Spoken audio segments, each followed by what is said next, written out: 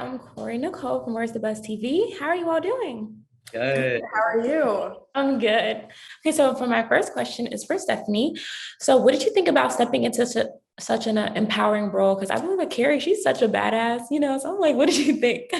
I was pretty stoked when I found out I got the part. It was really exciting.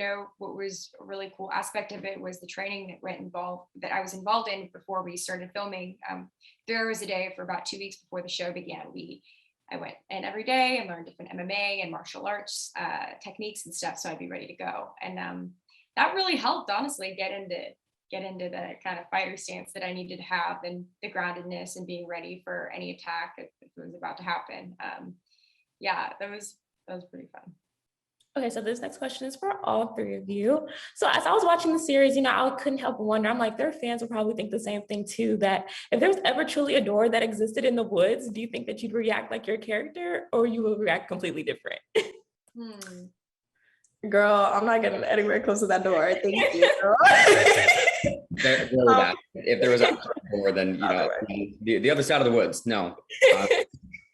No, I'm leaving. Like, I simply just will not exist in that town. Bye. I'm a very curious person, so I'd probably just work it out. I don't know. I'm so into that stuff, but at the same time, I don't know if I would survive. Exactly. What was it like working all together on set? Like the chemistry, the energy on set, describe it. It's pretty fun. I don't know. I had a good time. It was family vibes. I mean, it wasn't even just us three. Like, we had amazing co-stars. Our crew was all like the local individual. Like, it was amazing to show up. Everybody wanted to show up to set every day, and that is not something that you always get. So it was a treat in that way. Yeah, I mean, just adding on to that, it really was a family. Like, we had our cast family, but it was like the entire crew, everyone. I came in every day and literally could not get enough of everybody. Just even the hair and makeup trailer, we just always had such a blast. Like, Amber and Autumn, I love you. This next question is for Misha. How would you compare the representation of non-binary actors in Hollywood now to how you witnessed growing up? Well, we certainly have more representation now, and I think that's this amazing trend that's moving forward in Hollywood with shows like this one that explore gender identity. I think we obviously have a long way to go, but I think that one of the best ways to get there are shows like Girl in the Woods, because look, my character Nolan is exploring gender identity, and it's messy, it's brutal, it can get really tricky. And I think when we ignore the sort of grittier, messier parts of what it means to explore gender identity, especially in non-binary individuals, then we ignore a real part of what it means to discover yourself. So this show does an amazing job of tackling that, and I hope we see more of it. Mm-hmm. For all three of you, what scenes do you feel like were the most challenging, if there were any?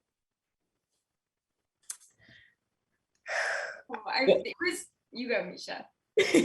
When we are all running through the woods and trying not to die tripping on stones, there is the added component of all I want to do is laugh, because these two are hilarious. And so there's an element of, can I be a professional and not bust out laughing when we are running from a monster in the woods? So. That is pretty funny. Like, when you're in the moment, they're like, okay, you got to be like, hey, we got our flashlights, and we have to be all Scooby-Doo mode, and it's freaking funny. We're running, but can't run too fast, but you gotta be in the perfect timing. It's trying to find flashlight, perfect flare. Yeah, I think for me personally, some of the hardest scenes were literally where I'm encountering a monster. I literally cannot, I'm so easily scared by things. It wasn't hard. I guess it was actually easy. I didn't really have to do a lot to be scared, but having a conversation with the same people that are monsters in the show, or it's weird. I have to separate and be you aren't actually gonna kill me in my sleep. How did you all prepare for the roles in the series?